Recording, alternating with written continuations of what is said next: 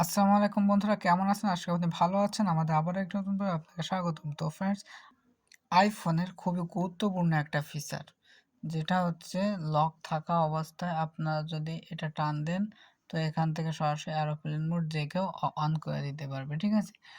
তো যার ফলে যদি কেউ ফোন চুরি করে ফেলে সরাসরি গুপ্ত করে ফেলতে হবে। কিন্তু এটি আপনি সহজেই বন্ধ করে দিতে পারবেন যে লক থাকলেও কাজ করবে না। তো চলুন সেটি কিভাবে করবেন সেটি আপনাকে দেখিয়ে দিই।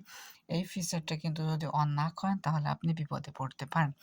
তো আপনি যেহেতু আমাদের চ্যানেলটা ফলো করেছেন তাহলে অবশ্যই এই ফিচারটি এখনই দেখে নিতে পারেন। ওকে, তো এটি ফিচারটি ওপেন করার জন্য আপনাকে সরাসরি সেটিংসে ক্লিক করবেন এবং তারপর এখান থেকে এই যে ফেস আইডি অ্যান্ড পাসকোড এখানে একটা ক্লিক করে দিন।